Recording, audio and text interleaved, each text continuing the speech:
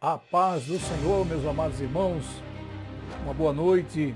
Espero que você esteja bem, com saúde, para neste momento comer Bíblia. E eu gostaria de falar nesta noite com vocês sobre um assunto extremamente importante, relevante e atual, prestes a acontecer. Gostaria de falar com vocês sobre o arrebatamento. Amém? Eu vou falar para vocês da visão que Deus me deu, do sonho, a revelação que Deus me deu sobre o arrebatamento. Mas para ter base bíblica, é preciso mencionar a vida de Paulo e o que o Senhor fez com ele, o que Deus falou para ele, revelou para ele, para que entendamos o que é que vem a ser este fenômeno que está prestes a ocorrer na humanidade. Segundo a Bíblia Sagrada, Paulo, ele era um doutor da lei, que odiava os cristãos que estavam em pleno nascimento na época de Cristo. E o que acontece é que Paulo, de perseguidor, passou a ser perseguido, pois aceitou a Jesus. E acontece que o Senhor começou a ter uma comunhão muito íntima com Paulo. E segundo a Bíblia, relatos do próprio Paulo, no capítulo 12 de 2 aos Coríntios, ele diz: conheço um homem que, se no corpo não sei, se fora do corpo também não sei, Deus o sabe, foi arrebatado até o paraíso. E lá viu coisas inefáveis, que aos homens não é lícito contar. Primeiro temos aí Paulo sendo levado ao céu. Aí agora vamos lá para capítulo 27 de Atos dos Apóstolos e encontramos o Senhor Jesus falando para Paulo, que estava no meio de uma tempestade terrível e estava com centenas de presos com ele naquela embarcação, e o naufrágio era inevitável, a tempestade que sobreveio era muito severa, mas o Senhor apareceu para Paulo e disse a ele que ninguém ia se perder, mas que era necessário ele ter que comparecer perante César. Paulo chega a dizer: o anjo de Deus, de quem eu sou e a quem sirvo, esteve comigo ontem à noite. Então note, havia uma comunhão muito grande do Senhor com Paulo.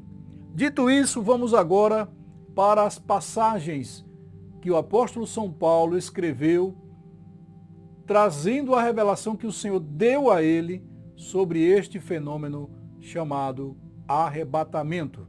Vamos primeiro para a passagem de 1 Coríntios. Abra aí sua Bíblia na primeira carta aos Coríntios, capítulo de número 15 e o versículo de número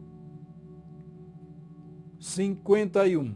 Eis aqui vos digo um mistério. Na verdade, nem todos dormiremos, mas todos seremos transformados num momento, num abrir e fechar de olhos, ante a última trombeta, porque a trombeta soará e os mortos ressuscitarão incorruptíveis e nós seremos transformados. E aí ele dá detalhes a respeito dessa transformação. Mas com base nesta primeira informação, nós vamos lá para a carta do mesmo apóstolo Paulo, no capítulo de número, carta aos Tessalonicenses, capítulo de número 4, e o versículo de número 15. Dizemos-vos, pois, isto, pela palavra do Senhor, que nós, os que ficarmos vivos para a vinda do Senhor, não precederemos os que dormem, porque o mesmo Senhor descerá do céu com alarido e com voz de arcanjo e com a trombeta de Deus. E os que morreram em Cristo ressuscitarão primeiro. Depois nós, os que ficarmos vivos, seremos arrebatados juntamente com eles nas nuvens, a encontrar o Senhor nos ares. E assim estaremos sempre com o Senhor. Amém?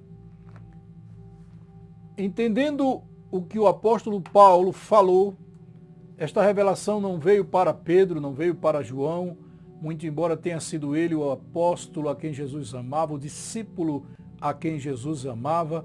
Essa revelação não veio para Tiago, irmão de Jesus, que assumiu a presidência da igreja, não veio para os demais discípulos, veio apenas para Paulo.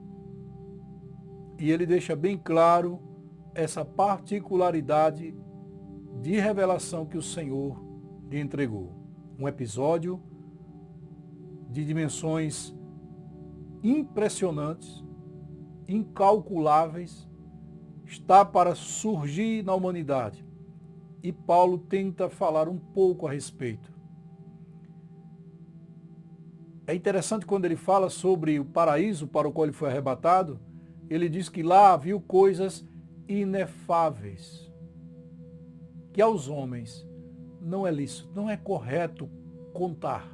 O homem não merece saber o que é que existe lá, que Deus preparou para os que o amam. Mas, de posse dessas informações, eu preciso lhe dizer que Satanás, claro, ele vai querer confundir. Eu lembro, mais de 30 anos atrás, houve uma reportagem na Rede Globo, onde o repórter Francisco José entrevistava uma ufóloga, uma doutora em ufologia, e ela dizia que brevemente, 30 anos atrás, uma nave-mãe pousaria na atmosfera da Terra e atrairia para si milhões e milhões de pessoas em estado de evolução. Essas pessoas sumiriam. E isso me fez lembrar do cantor Cícero Nogueira, quando ele cantava um dos seus hinos antigos: em breve não mais se ouvirá um canto de aleluia, porque essa igreja vai desaparecer.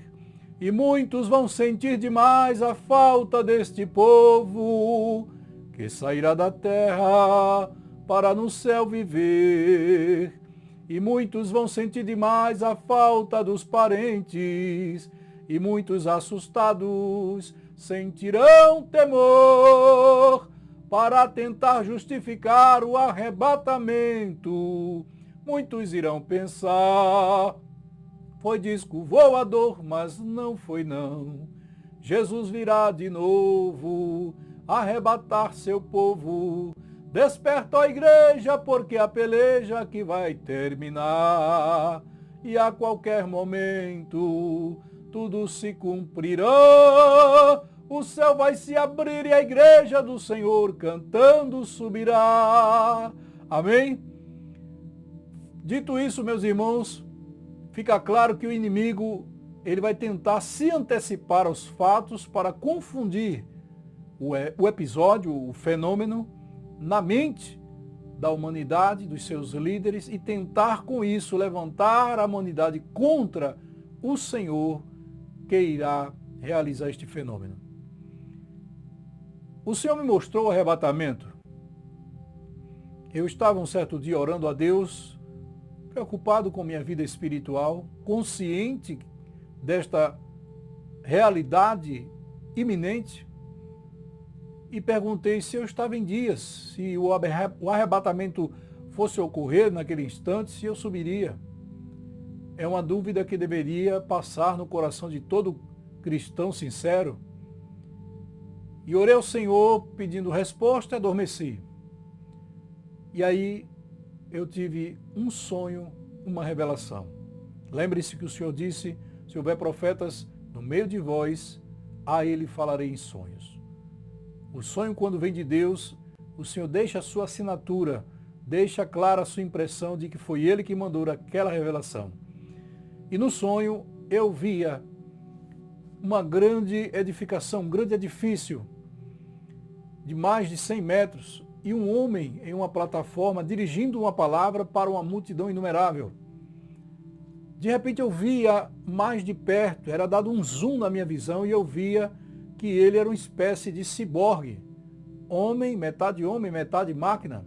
Ora, não é isso que estão fazendo com robôs do tipo Sofia?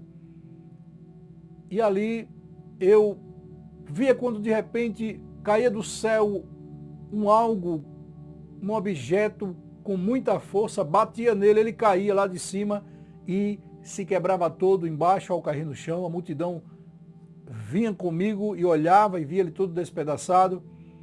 De repente eu abri os olhos, não estava mais ali, eu estava em um pequeno apartamento com a minha esposa, Rosilda, minha filha Esté, e minha mãe, Edileuza.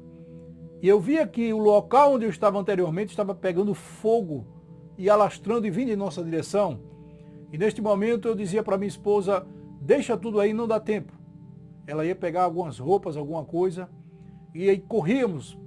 E quando então corríamos, eu via o fogo já entrando naquele pequeno apartamento, íamos para um local onde o fogo não estava, e uma calmaria começava a tomar conta de mim, uma tranquilidade, embora tudo estivesse ao redor pegando fogo, e eu olhava para o céu, no meio da escuridão, uma paz reinava, e a expectativa de que algo estava para acontecer, quando de repente eu olhava e via uma grande cidade, não era uma nave mãe, como disse aquela ufóloga, uma grande cidade vindo à minha direita, bem devagar.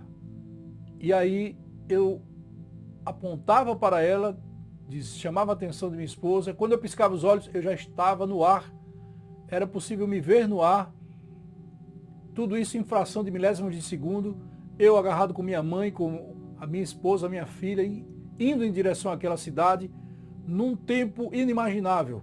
E quando eu piscava de novo, já estava dentro dela. Uma cidade muito, muito iluminada. Uma multidão toda de branco ali, festejando, em clima de festa. E eram muitos os crentes. E dali eu reconhecia um jovem que havia sido meu aluno em curso de missiologia aqui em Alhandra, irmão Jefferson. E quando eu o via, eu bradava, gritava de alegria, abraçava ele e dizia, nós conseguimos, Jefferson. De repente eu sentia como que alguém querendo que eu visse a textura da parede. E aproximava meu rosto da parede e eu passava a mão. E eu percebia que a parede era de ouro puro, ouro maciço, ruas de cristal, paredes de ouro. Era a Nova Jerusalém. Eu estava dentro dela. O arrebatamento havia ocorrido. Conforme o Senhor falou em sua palavra, através do apóstolo São Paulo. Acordei 5 horas da manhã com o coração acelerado, muito suado, e o Senhor falou comigo e disse, escreva o que você viu. Coloque nas redes sociais para despertar meu povo. Prepare meu povo para o arrebatamento. Foi quando Deus, Ele me chamou para fazer algo que eu não queria, que era fundar o MINAR, o Ministério para o Arrebatamento. Mas sobre a fundação do MINAR, eu falarei mais, com detalhes, em um próximo vídeo. Amém? Espero você lá. Deus te abençoe. Esteja preparado para o arrebatamento. Não fique, porque, para a tristeza dos calvinistas, a tribulação, a grande tribulação, ocorrerá após ele. E não vai ser nada fácil. Nenhum dos calvinistas vai te ajudar na grande tribulação. Não queira ficar. Lute para ir na primeira chamada, porque a qualquer momento ela vai ocorrer. E ai dos que ficarem para trás. Já assistiu aquele filme Deixados para Trás? O 1, o 2, o 3? Se não, procure assistir. Deus está usando a tecnologia, usando todos os meios para que o homem fique indesculpável perante a sua justiça. Amém? Deus te abençoe. No arrebatamento, eu espero você lá. Lute. Renuncie o mundo, a carne, o pecado. Não há mais tempo a perder. Não há tempo para brincar de ser crente. Nunca houve. Volte-se totalmente para Jesus. E não perca a chance de morar no céu. Porque isto é real. Amém? Deus te abençoe. Hoje e sempre.